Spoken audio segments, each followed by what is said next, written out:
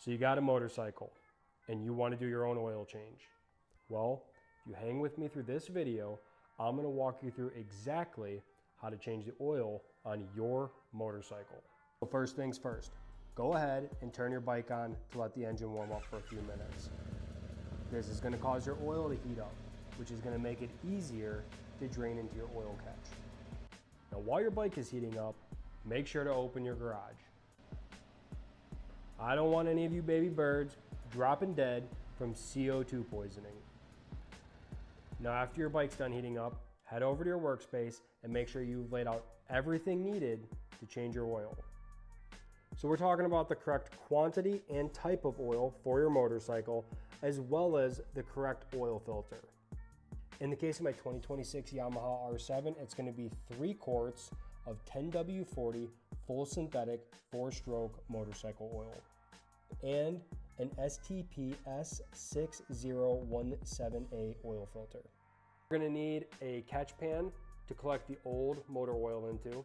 We're going to need a funnel to put new motor oil into the engine with.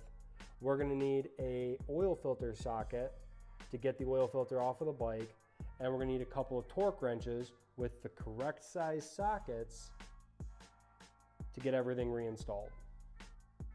Next, we want to get our bike up on stands so that it's nice and stable while we work. We don't want to be accidentally dropping our beloved motorcycle.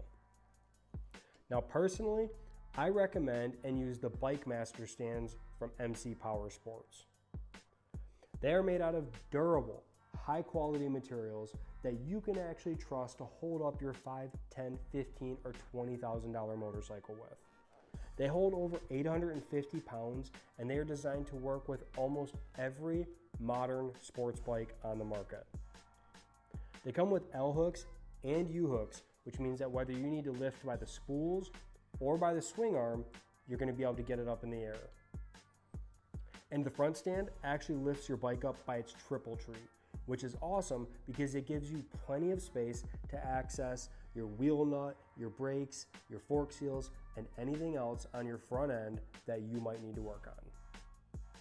Now that we've got our bike up, we need to slide the oil catch underneath of the bike and pull the drain plug. Give it a couple minutes to let it drain to make sure that you get all of the oil out. Next, we got to pull the oil filter. So go ahead and grab your filter socket and your torque wrench and crack this thing loose.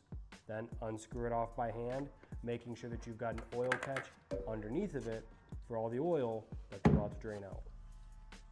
All right, now the oil is out of our bike and we got to start putting this thing back together. So the first thing we're going to start with is the oil filter. We're going to go ahead and we're going to rub a little bit of the used motor oil on the gasket of the filter. Then we're going to hand turn it back onto the engine.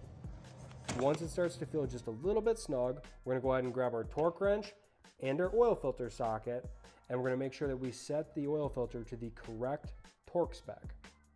Refer to your user manual for that number. In the case of my 2026 Yamaha R7, it's 12 foot-pounds of torque. Now, if you don't have a torque wrench, I strongly recommend you pick one up. There's one linked at the bottom if you need it. Let's go ahead and get our oil plug screwed back in, giggity. And just like the oil filter, we need to make sure that we use our torque wrench to set this to the manufacturer specified torque spec. For my bike, it's between 15 and 17 foot-pounds. For your bike, it might be different. Make sure you review the manual.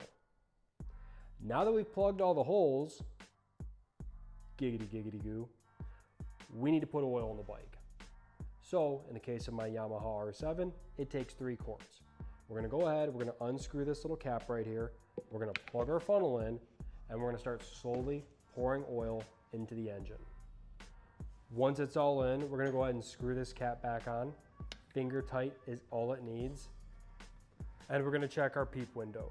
There'll be 2 indicators that your oil needs to be sitting in between to ensure that you have the correct amount of oil in your engine. You do need to make sure that your bike is straight up and down when you check this.